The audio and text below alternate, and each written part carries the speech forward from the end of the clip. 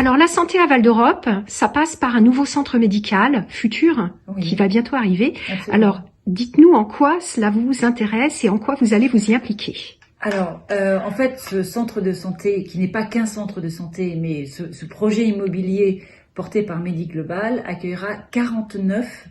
lots pouvant accueillir des soignants ou des plateaux techniques. Et donc, c'est une très bonne nouvelle, l'arrivée de ce projet sur Val d'Europe Agglomération en Seine-et-Marne, puisque nous savons qu'en fait, sur Val d'Europe Agglomération, les soignants ont 50% de leur patientèle qui vient hors Val d'Europe. Donc, on peut considérer que c'est une très bonne nouvelle pour la Seine-et-Marne et pour les Seine-et-Marnais. Et aujourd'hui, ma mission, en tant que vice-présidente en charge de la santé, c'est de succéder au vice-président au développement économique qui est Thierry Séry, pour maintenant tisser des passerelles entre les promoteurs et les porteurs de ce projet et les soignants, que ce soit par le biais de l'ordre des médecins, que ce soit par le biais des médecins libéraux, de l'URPS, et puis également, pourquoi pas, également associer la communauté professionnelle territoriale de santé, qui est en train de réfléchir à un projet sur notre territoire et qui fédère l'ensemble des soignants que nous accueillons sur le territoire et qui pourront aussi peut-être nous aider à travailler l'attractivité et à faire savoir qu'il fait bon travailler en tant que soignant à Val d'Europe et au-delà en Seine-et-Marne et qu'il fait bon y vivre avec sa famille parce que ça contribue à l'attractivité du territoire pour les soignants. Vous venez de nous parler du CPTS.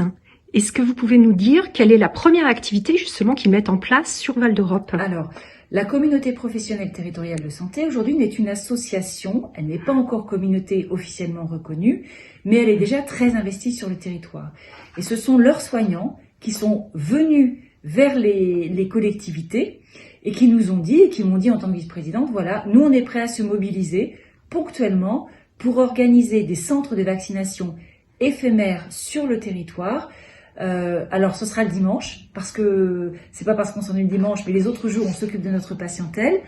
Et donc nous sommes prêts à nous mobiliser pour vacciner et nous avons les contacts avec l'ARS pour obtenir des dotations de vaccination et pouvoir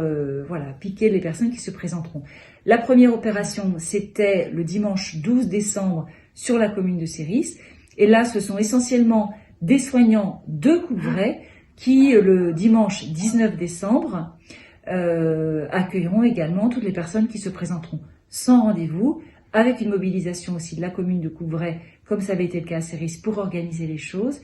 et pour faire en sorte qu'ils contribuent également à la campagne de vaccination pour une troisième dose, mais qui peut être une deuxième, qui peut même être une première dose pour les personnes qui souhaitent rentrer dans ce processus. Alors, on va changer de casquette maintenant. On va prendre la casquette vice-présidente du département à la santé toujours. Et là, on doit dire bravo, Madame la Présidente. Alors, effectivement, j'ai été désignée par le président Jean-François Parigi, dans le cadre de ma vice-présidente à la couverture médicale, de rejoindre le Conseil territorial de santé, qui est une instance qui est portée par l'ARS et qui réunit les représentants des hôpitaux de Seine-et-Marne, les représentants des médecins libéraux, les représentants de la CEPAM, de l'ARS, toutes les personnes qui d'une façon ou d'une autre travaillent ensemble et sont appelées à travailler plus ensemble pour améliorer l'offre de soins et pour faciliter le parcours d'accès aux soins pour les Seine-et-Marnais. Nous étions réunis mercredi dernier pour un premier conseil d'administration pour lequel j'ai candidaté en tant que présidente et j'ai le grand bonheur d'avoir la confiance de l'ensemble des membres puisque j'ai été élue à l'unanimité présidente de ce conseil territorial de santé. Et à l'occasion de ce conseil d'administration, également, nous ont été présentés le résultat de groupes de travail sur la santé mentale. La santé mentale n'étant pas la santé des personnes qui sont en fragilité psychologique ou psychiatrique, mais c'est la bonne santé de tous et de chacun qui facilite le maintien en bonne santé. Et donc c'est un sujet très intéressant qui passe également par un équilibre de vie, par le sport santé, par tout un tas de dispositifs qui sont en train d'être réfléchis pour être développés en Seine-et-Marne par les soignants. Alors un dernier point à aborder, il y a eu le vote du budget donc du département jeudi dernier. Vous pouvez nous en dire un mot par rapport à votre délégation? Alors, au conseil départemental, nous étions jeudi dernier en séance publique et au cours de cette séance a été voté le premier budget de cette mandature. Et en termes de santé, sachant que la santé a été raccrochée à la protection maternelle et infantile, puisque nous avons des médecins qui travaillent pour le département, et donc l'enveloppe réservée à la santé a été augmentée de 24%,